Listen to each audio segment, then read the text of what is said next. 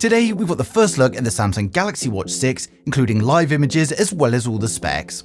So first up, the launch date has already been confirmed as being at the new Unpacked event on the 26th of July in South Korea, and thankfully you can already reserve your new Galaxy device on the website.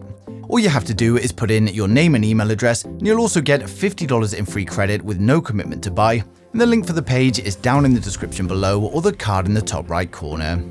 Before we get into the reveal, we've got the spec confirmations, and the Galaxy Watch 6 is coming in two different sizes, either a 40mm version or a 44mm. The 40mm has a 1.31-inch Super AMOLED Sapphire display, whereas the 44mm has an upgraded 1.47-inch display.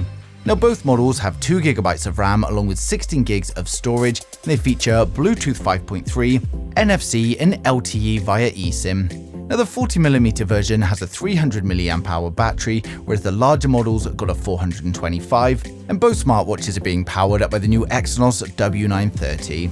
We're also expecting the Galaxy Watch 6 Classic series, and these are going to be available in 43 or 47mm sizes, and the main difference is going to be a physical rotating bezel, which was skipped on the 5 series.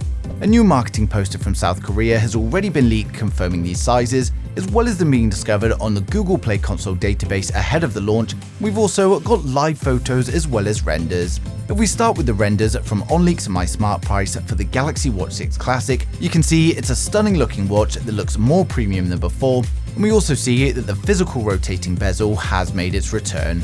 The report also confirms some new health-related features for the Galaxy Watch 6. These include a new AFib, a regular heart rhythm notification, and this has already been FDA approved. Now we've also got renders of the Galaxy Watch 6 and the 6 Classic thanks to Snoopy Tech on Twitter, and he's given us plenty of images to look at.